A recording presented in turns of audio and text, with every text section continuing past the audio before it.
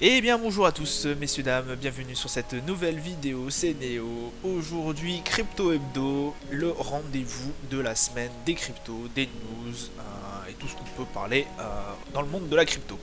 Alors aujourd'hui, bon bah on est lundi, hein, désolé, j'ai fait cette vidéo un peu tard. Le Bitcoin qui quand même est remonté sur la barre des 30 000 dollars, hein, messieurs dames, c'est vraiment très bien. Puisqu'on avait perdu effectivement ce support il y a déjà quelques jours. Pareil hein, pour Ether qui repasse la barre des 2000 dollars l'Ether, très bien aussi. Bon, globalement aujourd'hui en tout cas, aujourd'hui tout est dans le vert, on espère que ça va continuer, même si j'en doute un peu, hein, désolé de vous le casser. On a eu notamment beaucoup de choses hein, qui s'est passé cette semaine. Les sauvetages notamment de la blockchain Terra. On a eu l'analyse forte de Christine Lagarde qui a fait des annonces assez pesantes sur le monde de la crypto-monnaie. On connaît le point de vue de Christine Lagarde depuis longtemps sur le monde de la crypto. Donc voilà, hein, bon, bah, comme vous pouvez voir, hein, voilà, Bitcoin 30 000, Ether 2000, le BNB qui est 329, le Solana qui est à 53 dollars, Avax. Alors Avax, je voulais y revenir là-dessus. Parce que Avax, c'est vraiment très intéressant. Alors de mon point de vue, hein, pardon, je vais vous le dire, de mon point de vue, je trouve ça extrêmement intéressant de prendre de l'avalanche parce que regardez, sur du 6 mois ou même sur du 1 an, hein, on va aller sur un du 1 an, on a eu un plus haut à 100 et quelques, 128, 130, 140 je crois. Hein. Mais ouais, 128 dollars. Il est qu'à 32 dollars. Même si on le revendait à 100 dollars à peu près, ou voire 110, on serait énormément gagnant. Hein. C'est une block, c'est vraiment, ouais, c'est vraiment un projet qui me botte énormément Avalanche. Et puis là, voilà, 4,61%, ça reprend des couleurs, tant mieux. Tant mieux, même si je suis en train de shorter sur les marchés traditionnels. Mais voilà, je trouvais ça extrêmement intéressant de vous faire part voilà, de mon ressenti sur cette crypto-monnaie, sur cette blockchain. Donc voilà, c'est Avalanche, quelque chose qui me botterait assez beaucoup. Assez beaucoup, voilà, c'est du français, mais qui me botterait beaucoup. Donc voilà, c'était juste pour vous faire une petite parenthèse. On va juste quand même vous montrer hein, quand même sur du 7 jours hein, ce qui s'est passé sur la semaine, hein, c'est quand même vachement rouge. Hein.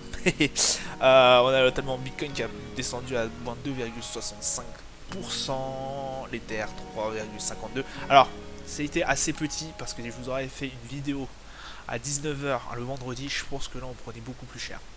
Ça s'est remonté un peu pendant ce week-end, mais voilà, hein, ça reste très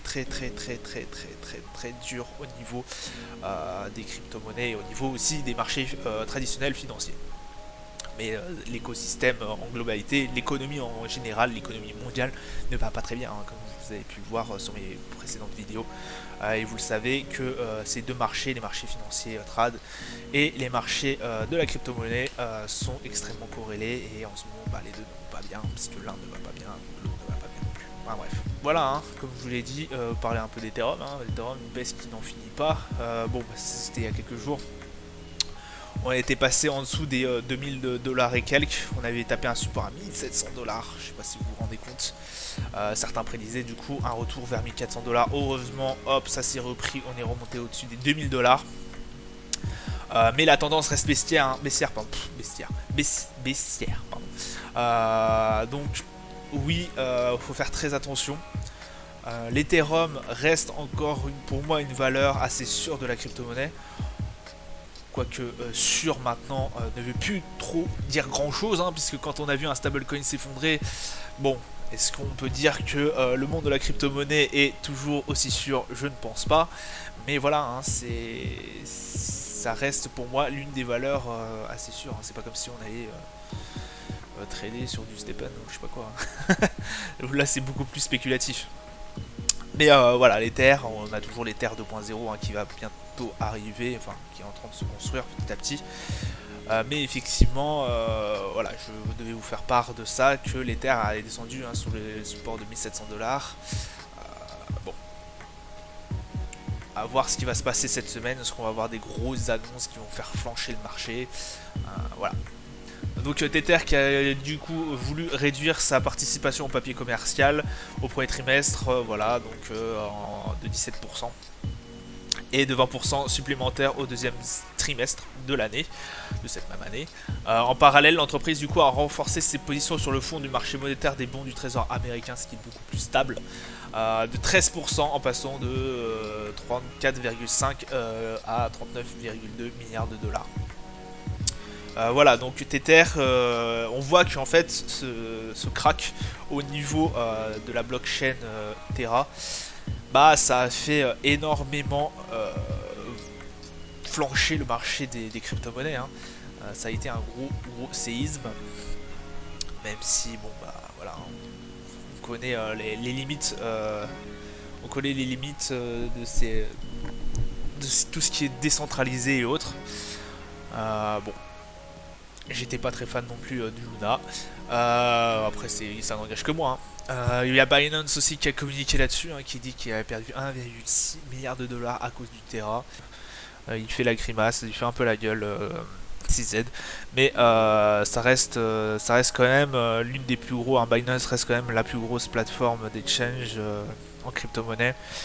Il a notamment mis en garde, hein, les utilisateurs de Terra, hein, puisque Terra, enfin les utilisateurs, les détenteurs de Terra Luna, puisqu'effectivement, hein, on sait que maintenant, enfin pour moi, Terra Luna, ça pose énormément de problèmes. Là, on a beaucoup de spéculations sur cette monnaie, donc ça commence à devenir très problématique. Et on voit que dès qu'il y a un petit crack, bah, beaucoup de crypto-monnaies s'effondrent et perdent énormément d'argent et font plonger les portefeuilles bah, de façon spectaculaire. Spectaculaire, pardon. Donc voilà. Donc, du coup, il a relevé une perte astronomique de Binance suite au crack de token de Luna. Ça, c'était à évoquer. Autre news, on a aussi Christine Lagarde, hein, Christine Lagarde qui adore les crypto-monnaies, on le sait tous, hein. Elle adore ça, elle en veut plein, hein, voilà, c'est cadeau. Les cryptos ne valent rien, mais hâtons-nous de les réglementer. Ça veut tout dire de toute façon. Est-ce qu'on avait besoin de savoir que Christine Lagarde n'aimait pas les crypto-monnaies? Bah non, on s'en foutait en fait. Mais voilà, c'est juste pour vous dire que c'est quand même la présidente de la BCE, hein, celle qui gère un peu tout le monde de l'inflation, etc., des prêts. Bon bref, je vous laisse vous retourner vers les marchés traditionnels pour savoir ce qu'elle fait. Donc elle a dit qu'elle détestait, hein, les crypto-monnaies. Voilà, qu'elle veut absolument les réglementer. Et puis comme ça évitera pour elle, à mon avis, dans son sens, de voir ce qui se passe sur tous les Luna. Bon, après, voilà, c'est des vieux, hein, donc faut pas leur en vouloir, ils savent pas ce que c'est qu'un ordinateur, c'est très compliqué pour eux, donc on ne lui en veut pas.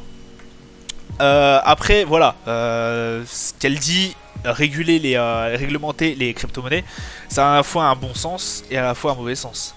C'est-à-dire que, normalement, le Bitcoin, la base de les crypto-monnaies, de la base de la blockchain, c'est que normalement elle doit pas être réglementée. L'Europe veut absolument taxer tout. J'ai l'impression, hein, l'Europe veut absolument combattre les crypto-monnaies. Il y en a qui s'en foutent un peu. J'ai l'impression que les États-Unis, genre la Fed, oui, crypto-monnaie, attends, on s'en fout un peu. Mais voilà. Franchement, ça peut être très intéressant ce qu'elle a dit. Elle a dit aussi que bon, elle attendait l'euro numérique. Bon, voilà. Un euro numérique, voilà. Le jour où nous aurons la monnaie numérique de la banque centrale, n'importe quel euro numérique, je le garantirai, elle a dit. Donc la banque centrale sera derrière tout ça là. Je pense que c'est très différent de n'importe laquelle de ces choses. Bon, Christine. Vas-y, réglemente, hein, qu'est-ce que je te dis, Christine. Voilà. Bon. C'était la crypto actu, du coup, la crypto Eldo. Je vous remercie de m'avoir écouté. Je vous dis à plus tard. Bonne soirée. Ciao, ciao.